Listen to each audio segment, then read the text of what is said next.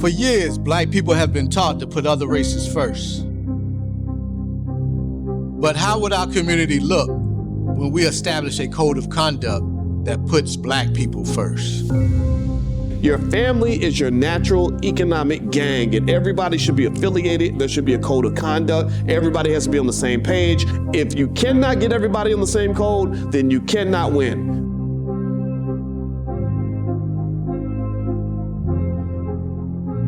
All races have an unspoken code of conduct, from Chinese to Japanese, to Mexican to European. Even the KKK has a code of conduct that they operate under. They raise money for Kyle Rittenhouse. They raise money for George Zimmerman. They stuck to their code to ensure that, hey, I got you. If we're following the rules of the system, we're already off code. The system was never designed nor set up for us to be successful. What is it going to take for black people to establish a code of conduct that puts black people first? No Chinese person, no Latino, no Arab, no Jew, no white man has ever had to be asked such a question.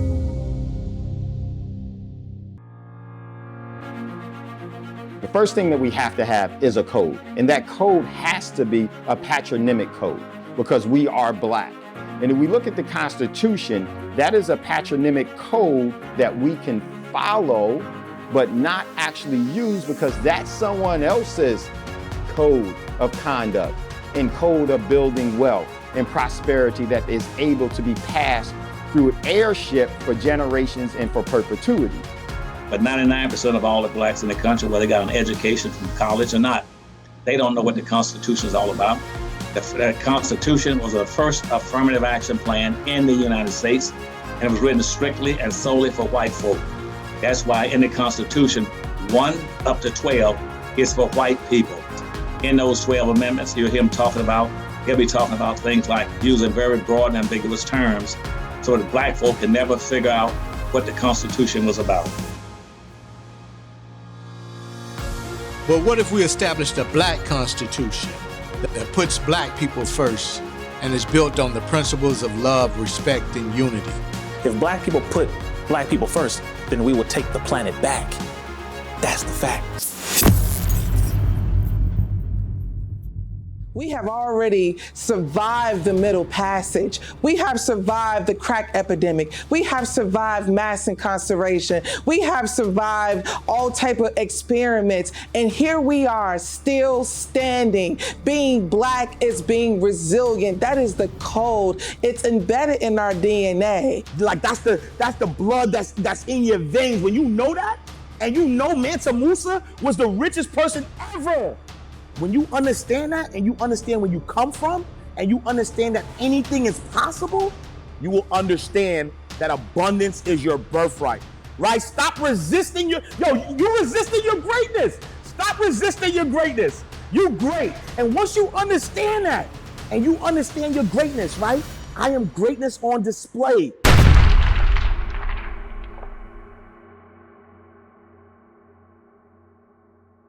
We are giants who are waking up to our greatness. We are giants who are coming in to how powerful we are. And the reality is because we are in some ways slumbering giants that are waking up to ourselves, waking up to our greatness, waking up to our power, waking up to what we are here to do. But I'm here to tell you that there's more inside of you and that there's something in you that's ready to come out for the world. And when it does, the world will never be the same. You are the answer to someone's prayer. So this is the rise to wake up to our power. We're not disempowering anybody by being who we are. The whole world needs black power. And as long as black power is suffering, then everybody gonna be suffering. They think they're gonna steal from us, rob from us, beat us down, chain us, and that they not gonna suffer from that.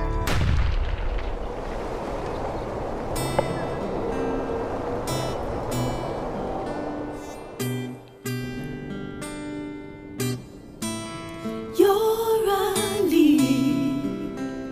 living legacy. You gotta push forward for the sake of the ancestors who did it for you and they couldn't even see what the future could possibly be. What you got to remember is that when your mother and father gave birth to you, they gave birth to themselves. And when your grandparents gave birth to your mother and father, they gave birth to themselves. And when your great parents gave birth to your grandparents, they gave birth to themselves. In order to be born, you needed 2 parents, 4 grandparents, 8 great-grandparents, 16 second great-grandparents, 32 third great-grandparents. The way you bring it out of yourself is to learn how to remember. 64 fourth great-grandparents, 128, 256, 512, 1024, 2048.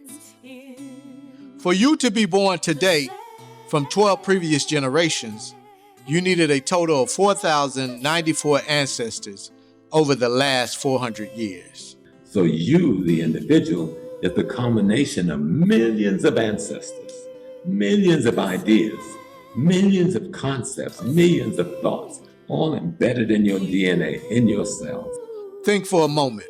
How many struggles, how many battles, how many difficulties, how much sadness, how much happiness, how many love stories, how many expressions of hope for the future did your ancestors have to undergo for you to exist in this present moment?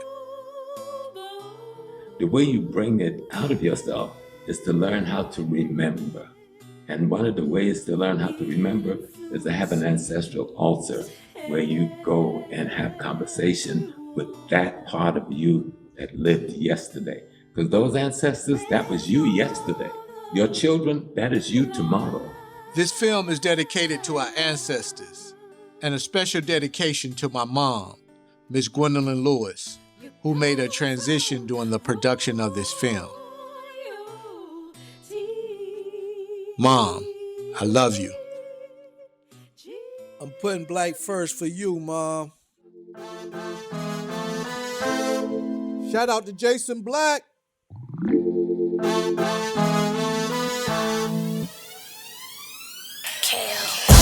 Black is beautiful.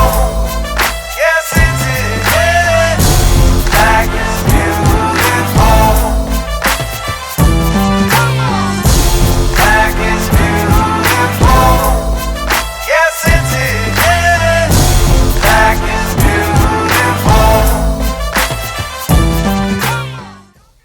We have a couple here that met on their way down to speed dating last year. So I just have to say that it's just so good to see so many Black people in one room that's looking for Black love. And I just want to tell you just to keep the faith. To put Black people first, we got to give love a chance. One thing I told Keisha at the B1 ball last year is that destiny doesn't ask permission. So if it's meant to be, it'll happen. It's going to take Black love at a deeper level. It's going to take long-term, sustainable, invested Black love.